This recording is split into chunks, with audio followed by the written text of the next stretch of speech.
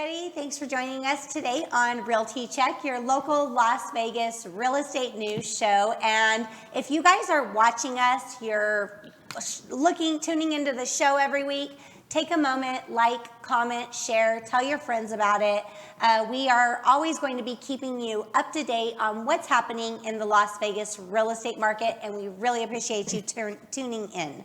So today we have so much to talk about that even minutes before the show, we've been already just going on a whole tangent here on everything that we have going on today, because there's a lot happening. So we're excited to bring you the news that we're talking about today. Our guest on the show today, we have Mike Kruse. He's a returning guest with Reside Real Estate Brokerage here at Reside Residential Real Estate Brokerage here in Las Vegas. Mike, thank you for joining us. Thank you. I'm glad to be here. And you want to tell us just a little bit about yourself real quick? Been working in real estate since 2004. Opened my own brokerage this year. All residential at this point, and can't wait for 2022. Yeah, seriously. We have a lot going on this year. This is it's exciting to be in real estate. And we have Naz Forooghi. I went over this. I said this a million times, and I still mess it up. Forooghi. Naz Forooghi with Keller Williams, the marketplace. Naz is a good friend of mine, even though I cannot say her last name. Naz, thank you so much for joining us, and tell us a little bit about yourself. Well, thank you for having me. I truly appreciate this opportunity. I'm Naz Forooghi. I've moved here in Las Vegas from Canada in 2011, and it's been an adventure learning a lot about the city. 2 wonderful kids, a loving husband who's also a realtor, Foroughi, and together we started ForURealty Group. We've been in real estate for quite some time. I got my license about 4 years ago. He's got his license for about 6 years. And we love helping families grow their portfolio in Las Vegas, and just love learning more about real estate. This has become such an eye-opening situation for me. Something I've never done before, but this past 4 years has been amazing, and I just love my clients as well. Yes, and I can tell, and you and Farhad are such a power couple. You guys work really well together, so I love seeing you guys out there. So as we start off every show, we're going to talk about what's going on in the market, our stats. I feel like every week I'm just repeating the same numbers because they have not really been moving. They're hovering around the same thing for the last 2 months. So our current inventory of single family homes in Las Vegas right now is 3291. And over the last 7 days, we've had 524 price reductions. And my summary on this is we're definitely in a adjusting period in time. That's why we're seeing the price reductions. People are having to adjust when they are listing too high. They're having to bring it down, and those numbers have been hovering around the same. What do you guys think about that? Actually, those price reductions are a clear indication that we are seeing ever so slight softening of the market. I know in a normal market, 400 price reductions in a week is considered a lot. Yeah. So we're definitely above that. And hopefully it's just making it easier for our buyers out there to get the home that they want. Yeah. What I have noticed is a lot of times when you don't price the home initially correctly, that ends up happening because, get excited to get a listing, but not educating your sellers correctly on listing their price. Yes, they have done these upgrades, but is it upgraded for the buyers or is it upgraded for themselves? Right. So obviously listing the property at the right price, that shouldn't be an issue. Also, the other change that I've been noticing is that with the market, a lot of people are settled down now. So we notice this every single year. The trend is from October, because people are done moving, right? Yeah. So from October to about February is where the market just stays steady. Yeah. And so not that many buyers. That's why there ends up being, a price reduction. But come March, again, people get their tax returns. They're getting all excited, guess what? The market's going to go back up. So the peak period was September. Yeah. So it's completely normal. Yeah. Savvy buyers should always buy during this season. It just boggles my mind why they don't. And then when you're going through comps, when you're around March, you're going through comps, and they're like, how come this house sold for this price in December? It's because that was the best time for you to buy. Exactly. I call it a holiday season shopping. Best gift you can give your family for Christmas is a new home. And honestly, there you get really good deals. It just doesn't make sense to me why this isn't the biggest buyer season because of the opportunities that are out there.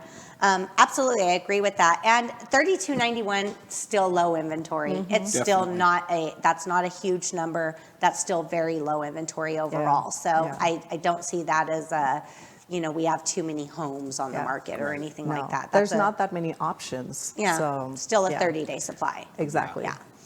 So, in big news, this is a hot topic that we're all excited to talk about. So, Zillow has announced that they're no longer buying homes for the rest of the year.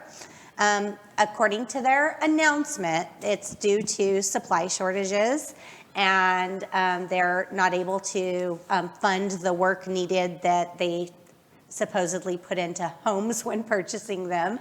We all have stuff to say about that, so let's start. What are your thoughts? I definitely think, and based on our quick little conversation before we started filming here, we're in agreement that we don't really buy into Zillow's reasoning for stopping to buy. I take it as a clear sign that there is a shift in the market. And they don't want to be stuck with thousands of homes should the market significantly slow down. Yeah, because we don't have a crystal ball, and neither does Zillow. So nobody knows where we're headed. I mean, there's lots of, I read an article the other day from Goldman Sachs that says that they're expecting a 16% increase in home values next week. Which would be amazing, or next week. Next year. 2022, which would be amazing, but it's still speculation. We don't know for sure. They don't know for sure. I mean, there's a lot of things that are out there. So I agree with that. I do. One thing that we were talking about before the show is, I've seen Zillow's homes when they list them, they purchase them and list them back on the market. They're not renovating a complete home, so I don't think that their cost of the construction or their renovation cost are really holding them back from moving forward on purchasing if that was their concern.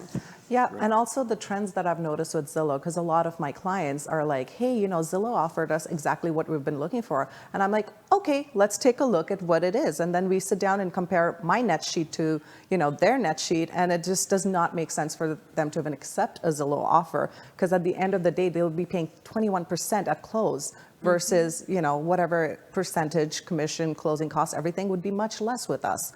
And so a lot of sellers get excited that they're seeing, the price that, they're going to get, but they're not seeing what they're going to net at the end of the day. So with Zillow, they're noticing, oh no, we've bit off too much that we can chew. And so they're now just at that moment where they're like, okay, we got to drop off these inventories and open it up so we cannot purchase anymore. So we have no more capital to purchase because of the situation. Right. Yeah. And they also, they advertise no repairs, and they do not make you do repairs. However, there's always a repair credit. There's still an inspection. There's still a repair credit. That doesn't mean that you're just relieved of the duty. And the seller has to pay all of that. Yeah. So the net price that they pay is a lot lower than what they initially come in at. Right. And all the iBuyers are guilty of that. Yes. They get people excited. They give them a nice, beautiful number, and they don't have to show the house or do anything to it, supposedly. And it all looks great, and they sign the paperwork and everything, and then they have their home inspection just like any buyer would. And then they present the seller with this list of claiming everything that needs to be repaired, and it's literally tens of thousands of dollars. Yeah, and it doesn't matter. I've seen homes that are in tip-top condition. Right. They're still going to find something. And their list will include AC needs serviced or something like that. They will find a way to add those numbers in to get that price down.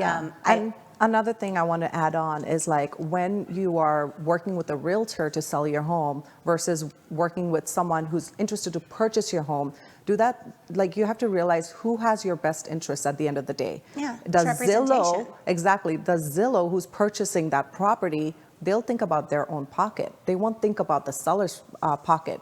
But us as realtors, we're representing our sellers. Of course, we're going to think about our sellers. We're going to think about the negotiations. We're going to think about how we can do best by our clients. And also, it is our fiduciary duty. That's what we take our oath for.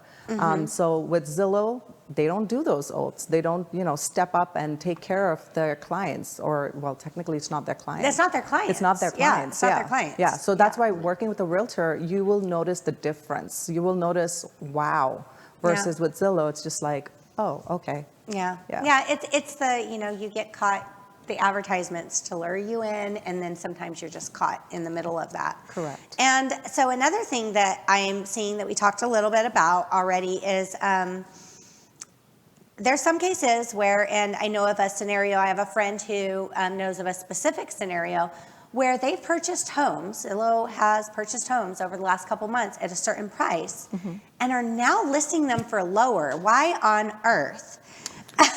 So with, Go ahead. So Yes. with that, I definitely noticed a trend where it's the seller, if they price it lower, and this market is because they want a big bidding war. They want a bidding war. There's low inventory, so guess what? If there's a home that's $30,000 below the market, the buyers already know what the comps are running.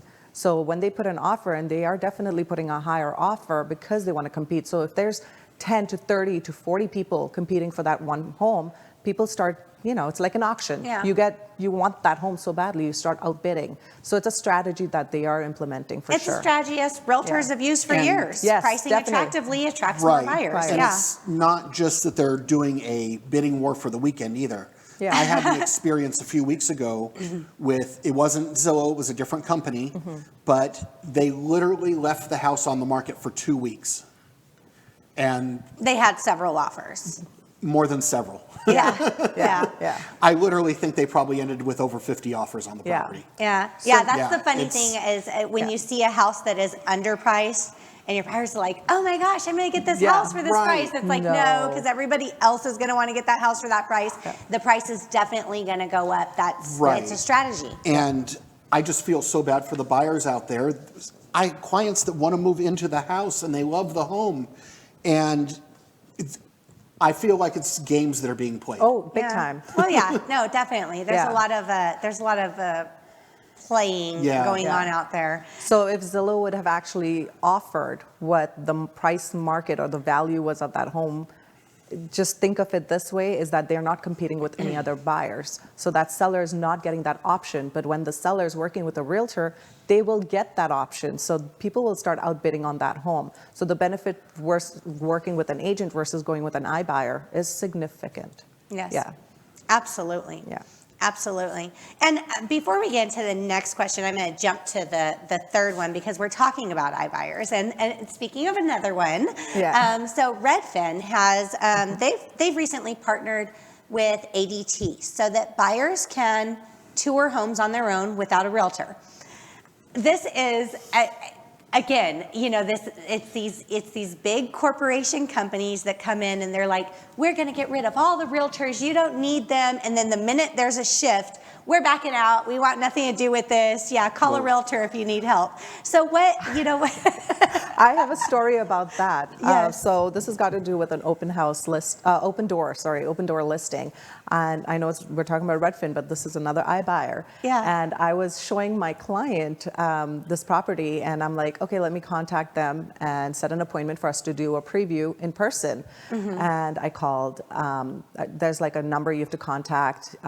When I spoke to a person, definitely not from U.S., and they were asking for my driver's license information. I'm like, well, I'm a realtor. Like, I can give you my, real estate number. Like, we have our own license for that. No, I want your actual driver's license. I want to know your home address. I'm like, that is too much. That is getting too personal. So for a buyer who does not have a representation, I feel bad for them disclosing all this information to a third party that has nothing to do, Well, you know what what I mean? is that Like, party doing? They're collecting Data. They're Right. collecting data. That is a huge profitable business all in itself is data and you're collection. willingly giving that information. Yeah. So I called my client and I'm like, these are the questions they're asking me. Did you still want to preview this home? Because I would have to disclose all this information. Right away, my client's like, nope, I don't want to work with them. Yeah. So it's just being knowledgeable about that situation, educating your clients about it, and just protecting your self-identity as well. Right. Yeah. And one of the things I'm seeing here is, okay, so buyers like, I don't have to call an agent to show a home. I could just go show this home myself. I don't need a real estate agent. I can do this all on my own. You see the home, you contact Redfin, hey, I want to buy this home. You're at that point unrepresented, right? Well, that's it exactly. They're taking away the human element. What happens when you have a question, God forbid? Yeah, you stay on hold for 2 hours. And this really isn't anything new. There's a couple home builders out there that have been doing this for a couple years. Yes, of course. And for these home builders, not only is it a way of removing a real estate agent representing a buyer, it's also their way of removing their own agent so they keep more of the money. Yes. And, huge benefit to the corporation, but the person Right. that is losing is the buyer. Right. So the buyer goes and takes a tour of the home, and they have questions about it. There's literally nobody to contact. Yeah. Either you like the home or you don't, and if you have questions, they'll find somebody else to buy it. Yeah. That's their philosophy. How many times have you been in a home with a buyer where a buyer has a concern, something looks concerning, they want to look more into it?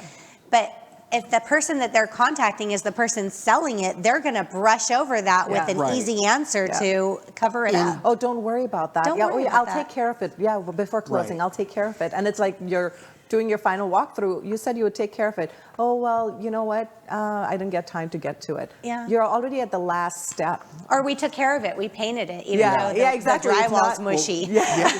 Poke your fingers, I just closed on a transaction where the day of the walkthrough, we had a request for repairs, and seller sent me receipts even saying that the repairs were made.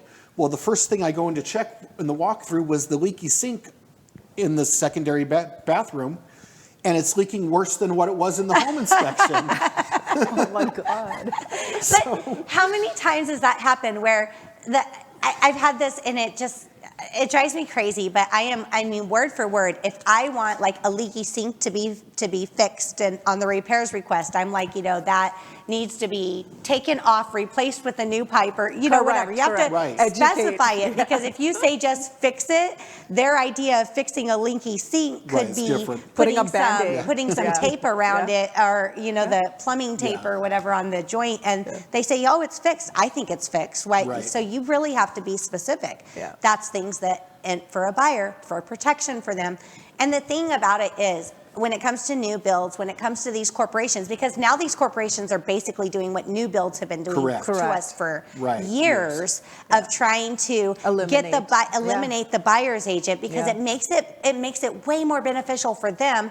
And the fact is, sellers pay the buyer's agent the fees due to the buyer's agent. So it doesn't cost the buyer any extra to have representation. No. So the fact that you're losing it is really, it's only hurting the buyer. Correct. Right. And another thing I've noticed with new, I know we're jumping from Redfin all over, but it's it's all a big mess. If you don't have representation, at the end of the day, there's no one else to blame but yourself. So I've had, and I'm being very honest, I've had friends who've purchased homes not knowing that they needed a representation, and then they called me like 2 months or 3 months after closing, and hey, like, is this normal? Like, our countertop in the kitchen is wobbling.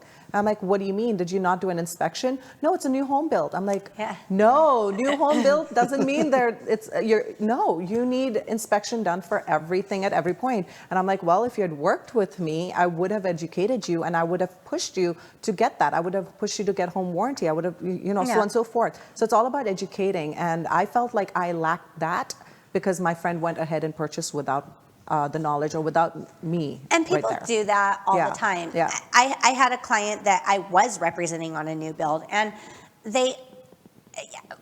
the builders drive me insane sometimes because they'll just send your contracts to your client. You're representing them. They're not allowed to do that. They're not supposed to do it, but they do. They try send something DocuSign to the client without sending it to the agent to review to make sure it's okay. So I had a situation where we had a delayed closing. They sent a document to my client that forfeited the EMD. They were going to cancel on him and forfeit his deposit, sent it directly to him to sign, and luckily he's, did not just click to sign and send it back without reading. He called me, he says, "What's this?" I never seen a copy of it. They never sent it to me. I, raised hell. So that was it. The whole situation got fixed, but not only did the situation get fixed, he didn't forfeit his EMD, and I got the extensions in place to make sure that he could still close, because we had a delay, things happen, we were a few weeks out, but we were able to resolve it. Had he not had representation, he would have lost his deposit and the house. And especially in this market, that builder, they're anxious to put that house back on the market and get another $50,000 for it. Absolutely. And just to give you another example, I know I'm not going to name the builder. They literally sent me an email because we were supposed to close early August, and now we're delayed till January. So we signed in February. So the time period is just so crazy. And so I was like, hey, my buyer needs compensation. This is ridiculous, because now they're continuing month-to-month rent where they're paying higher rent amount. And so their response literally sent me all the email addresses, over 300 people that are waiting for a corner lot. And they're like, well, if your buyer wants to back out, they're not going to get their earnest money. And these are the buyers that are. So it was just such a threatening kind of situation. But I was just like, I talked to my buyer. I'm like, what do you want to do? They're like, nope, we want to keep the house. I'm like, okay. So it was just a game that they were playing. But at the same time, it's their strategy. That's the big difference when we as agents are working with a buyer and we're working with a resale property, with the exception of Zillow, because they have their own contract. Correct. The contract is written to protect the buyer. Versus if you buy a home with Zillow, it's on their contract. Well, Zillow, it's designed to protect all of them. But it's the same thing with a home builder too. Those contracts are designed to protect the builder. Of course. I represented a client this past weekend with a builder here in Summerlin, and in the contract, they have 24 months to build that house. 24 months. I had that happen too. We come to a delay and they say, the cabinets are delayed or whatever. We're in the middle of doing a 1031 exchange, which has a time limit. We are, we don't have the extra time, and this was disclosed to the builder day one. And when it came down to the delays, it's like, we're delayed. Nothing we can do about it. We have up to 24 months. And they will not there's compensate. Nothing you can, they there's won't nothing do anything. You can do. So it is very very good for buyers to have representation. And just remember, the person, as with iBuyers now, same as it's always been with builders, that person that you're talking to in the sales office, or that person you're talking to over the phone with the iBuyer, their little representative you're talking to over the phone, they're not representing you. Even though you might feel like they are, they seem nice, they seem helpful, they are not representing you. The end of the day, it's whoever's paying them is who's going to be the person that they're looking out for their interests. In some of those cases, it's not even a licensed agent.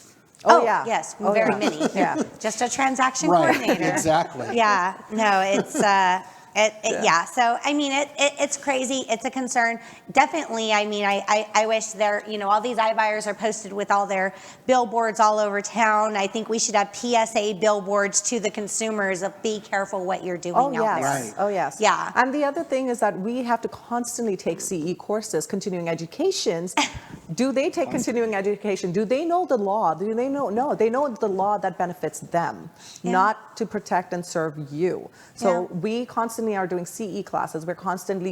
We have team meetings once a week. All the time. All the time, and we're bouncing off ideas off of each other to support and help our clients, not for our individual prosperity. It's what can we do for the consumers? That is, as realtors, that's our number one goal. Is to help out the consumers. So Speaking of dangerous situations, real estate dangers. So I just thought this was an interesting article I seen in the news, or interesting, I mean, it's horrible. Yeah. So there was an agent and his 84-year-old client purchased a home sight unseen, and apparently the guy was mentally unstable and was not happy with the home, and he killed his real estate agent. And had his agent come to the home, complained about everything, ended up killing him. The guy ended up killing himself. I mean, it's the thing that came to my mind, not only the dangers, because I feel like we deal with so many dangers. We do not, I mean, though we get in business with people, most of the people that we deal with are, stable, mentally stable or whatever. But we do, I mean, sometimes we're in transactions or deals with people that we don't know if they're going to snap. And I feel like are people going to snap is happening a lot more often now during the COVID cycle. Yeah. People are on the edge. A lot more people are just losing it. It's the stress, the anxiety, everything that's going on. What do you guys, what do you think? Regarding that, as soon as I saw it, on Facebook. So as soon as I saw that, I quickly shared it to the marketplace, our Keller Williams marketplace Facebook page. And I just said, safety comes first. Before anything, no amount of money is worth a person's life. And I was not there in that particular situation. I'm very grateful. Yeah. But I do send my condolences to his that family. young, I mean, oh my God, his family, his friends, his loved one, his brokerage, everyone. No one should ever be in that situation. Yeah. And I know jobs, some people have a snap, at that moment, I understand them just venting it out, but nobody's life is worth more than any form of money. Yeah. Yeah. What makes this one a little different than in the past, we've heard of agents being murdered, but Correct. A lot of times it's usually the first showing. The first showing, they met a stranger. Or it's even somebody that walks in off the street into a house and they're not even the client. Correct. Yeah. Correct. No, that's why. Yeah, that's why I really don't believe in open houses. Obviously, in this case, this agent had some type of a relationship with that person. Yeah. And that's what makes it even worse, in my opinion. Well, the thing is that the buyer, so according to the article, the buyer had bought the home sight unseen. So I'm assuming that this time when he met the buyer might have been the first time he had ever met this buyer. And it very well could have been, but clearly they've had multiple conversations. Even if it was just email, there's been conversations. Yeah. And I just want people to understand, just because you purchased a home, that doesn't mean it's permanent. That realtor could have easily figured something out where they could relist the property. They could have done many other things to fix this situation as well. This was 100% the buyer's fault. Oh, correct. If a buyer buys a house sight unseen, which I've had buyers that buy it that do that all the time, buyer's choice. Mm-hmm. No one tells that buyer, you can't come down during due diligence, during your home inspection. You can cancel during that time. Right. That is the buyer's choice. If the buyer wants to go and get to closing, get to keys, get to after recording before ever seeing the house and then blame somebody else, I am sorry, that is your fault. Yep. A buyer can tell us all day they want a sight unseen house, and I could walk in a house and think it's beautiful, and somebody with different tastes could think that house is hideous. And how am I supposed to know? I mean, I feel like that's something that can't, no matter what we are as realtors, that can't be on our shoulders. So another thing, just quickly. So another thing, when I have California buyers or Chicago buyers or anything along those lines, I tell them, okay, so when can you come down during, our offer period? I always do too. Yeah, for you to preview I can't. Well, do you have anyone from your family or friends that can fly down and do a video or something like that for you?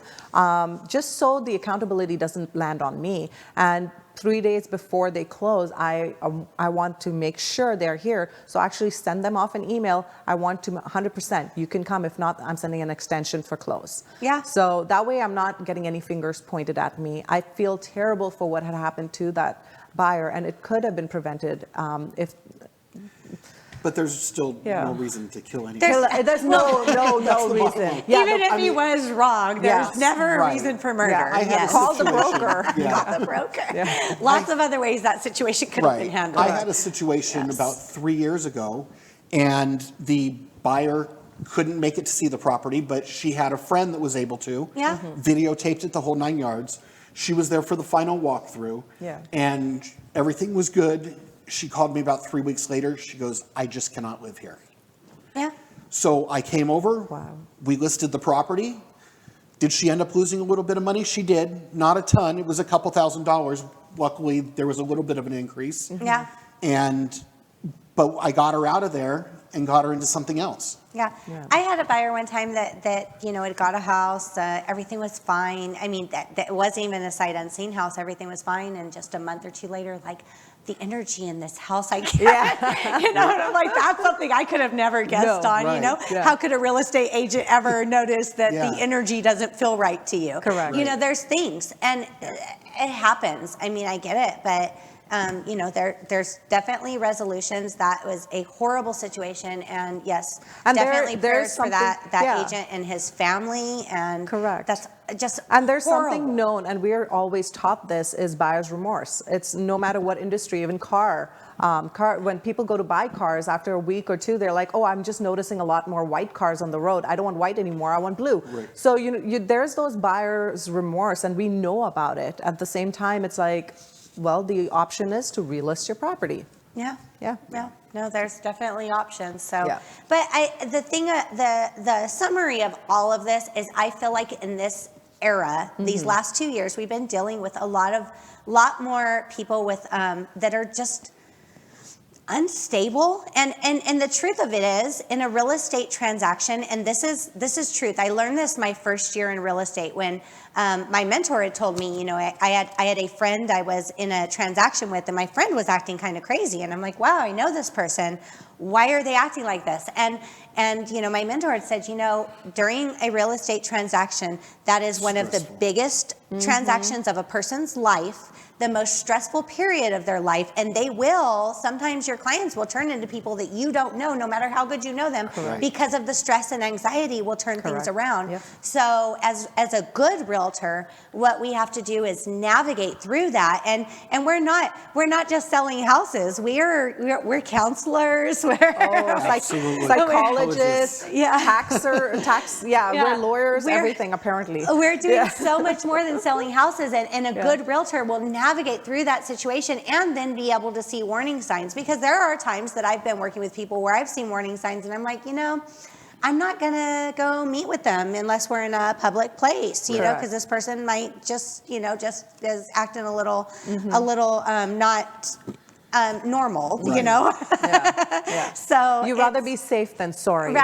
If you hear a client, calling you and just being frustrated, angry, just be like, okay, when you've cooled down, let's meet at my brokerage, or let's meet somewhere public or somewhere safe. If you feel unsafe, listen to your gut. Your gut knows best. Right. No, I've had people where, they'll call in a conversation that was disturbing, screaming and just losing their mind in a disturbing manner. Yeah. And it's like, okay, calm down. Yeah. And we'll have to talk about this, revisit this another time. But I make a mental note at that time, okay, I'm never meeting this person in private again. Correct. We're definitely going to be in a public place.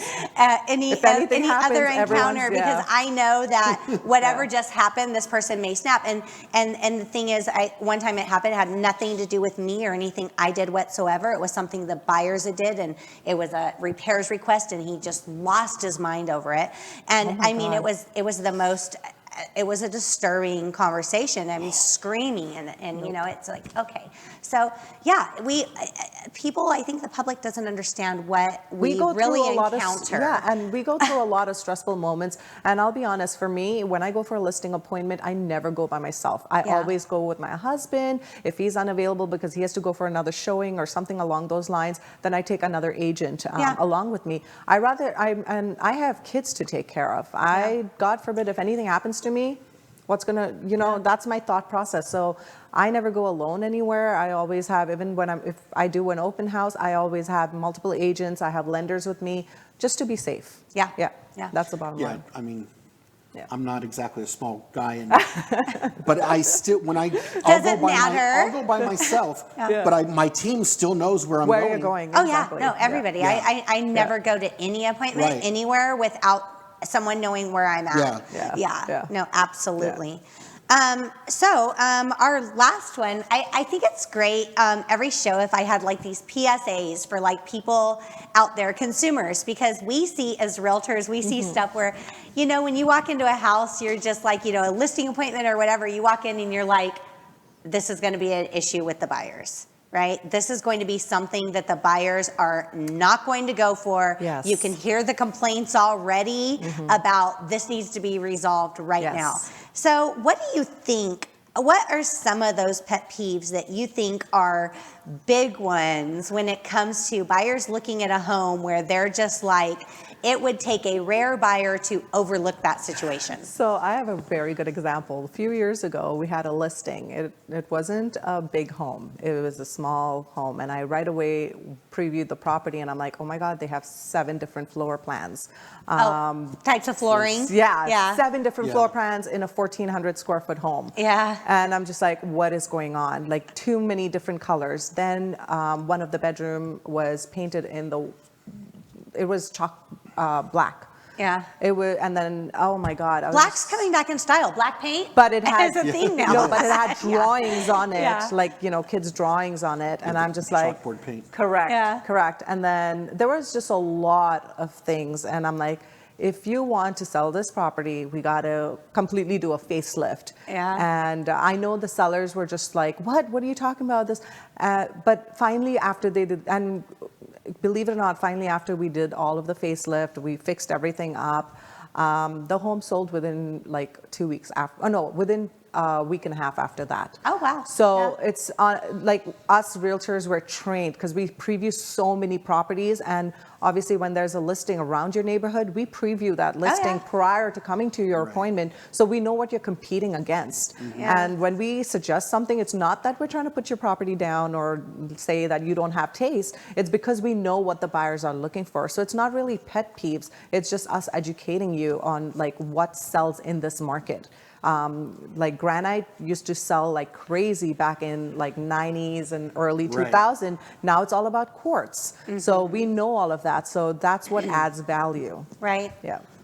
Any homes built in the 90s that still have those oak cabinets? Oh, yes. So the yellow ones, come on, the yellow oak. Yeah. That was the thing. thing. That was the thing. And when people please see paint it, it they're over. just like, it's so easy. You paint them white. Just paint them now. white. You don't need to replace them. Yeah. You paint them white. White, gray. Grays are good now. But everybody hates that yellow or the tile. Or the tile counters? Oh my Yes. The tile counters, Yes. So I think the biggest I've seen is smoking. Oh, yes. I mean, any house with Yes. cigarette smoke, it's any like type of odor at all is never a good thing. pets, Because- smoking, Most of the time, we can get an idea of what the house looks like based on the photos, but there's no way to know how it smells till we walk in. Correct. So We it's just always a smell-o-vision. surprise. Smell-o-vision. Yeah, most definitely, because that is, no matter how beautiful the house is, I've That's had so something many. you can't overcome. Where Correct, It yeah. affects the value. Yes. It affects the value, no matter how beautiful the house is. I've had so many times where it's like, it had to sell so much less just because of the deterrent, Odor, because the buyers feel like it's done. I mean, from a buyer's perspective, at that point, if they smell smoke, it's like, burn it down, it's done. There's no way of ever getting rid of it. There are ways, Right. but in a It's a buyer's process. mind, Yeah. in a buyer's mind, it's going to, so that is something that is like a 911 urgent issue as far as I'm And concerned. also when they have like Huskies, German Shepherd, Labradors and stuff, those are shedding animals. So what I advise is do a deep cleaning and try to, find a home for your puppy during the process of the sale. Because when a buyer comes in. And that's it exactly. Yeah. Is when they might think it smells okay, but as soon as they see that animal, Exactly. now they're looking for the smell. Exactly. So, and this is true. Yeah. Because I had a client that had 4 cats, but we hid all signs of all signs of the cats and never a mention. Right. Yeah. Yet, if there were any signs of cats, because the house did not smell, the house Yeah. was actually very clean. She was very, a very clean cat owner, and it was okay. We hid every sign that there were cat, never one complaint. Yet Right. if there was cat paraphernalia out in that Oh, yeah. house, It would have been every buyer horrible. would have complained. Correct. So yes, it's if there is an odor, yes, but even if there's not, just seeing it will make people think that there's an Right. odor. Correct. It's something that happens there. Subconsciously, yeah. And then weird things like, if you have any odd things in your house, which I'm sure, like I was touring a house one day, and I'm sure there's a reasonable explanation for this, and it's not what it looked like. I really hope, but it was not my listing. I don't know. We were just doing a showing, and there was a closet, and this closet had a lock on the outside of the door, like one of those locks, like padlock. Oh, wow. Where you put the padlock on it, and inside of it, no joke, there was drawings on the wall, like from a child, and Oh, I'm like, geez. oh my gosh, this is God. Please tell me this is not what it looks like.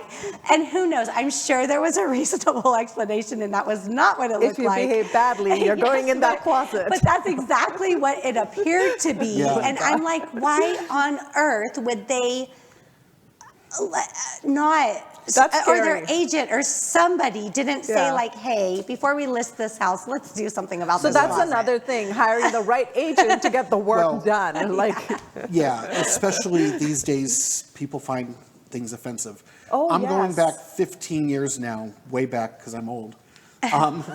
you're It wise. was one of my first clients I took to show a home to, and there was a flag displayed in a bedroom that my client found to be offensive. And my client said, I love this house. I will not buy it. Let's go. Yeah. Oh. No, and It happens. I've seen it. I've seen Yeah. it. Yeah. No, I've seen stuff like that too. So it's, Yeah. sellers, if you don't care and you don't want buyers, that's fine. But if you really are motivated to sell your house, listen to your agent's advice. Correct. So I don't, actually, I don't see our time clock up there, so I don't even know where we're at with time. But I'm sure we've got a little bit over. But, oh, there we are. You guys, if somebody wants to reach you, contact you, additional questions, Mike, how do people get a hold of you? Give me a call, send me a text, 702-286-3434. Super easy phone number. Yes, I like and that you're number. at Reside Residential? Reside Real Estate over in Tivoli Village. Yes, nice location. Beautiful location. Oh my gosh, you posted a picture the other Yes. day from your office, and I'm like, it doesn't even look like Vegas. Right? I love it. It's amazing. Beautiful. We love it. Beautiful. And Naz, how do people reach you? So my phone number is 702-582-7778. And we're with Forooghi Realty Group at Keller Williams Marketplace 1. You can call or text, whatever works best for you. Okay. And thank you guys so much Thank for you for being on having the us. show. Thank you. And if you guys are watching this show, please take a moment, like, comment, download, write us a review. I don't care if it's a good review or a bad review. I just want to know feedback of what you guys are thinking about the show. And please keep on tuning in. We are definitely wanting to be a resource here to provide you information on what's happening in the market from different perspectives, different agents, different people that are out here, not just one person telling you what I want you to hear. So thank you guys so much, and we'll see you next week on Realty Check.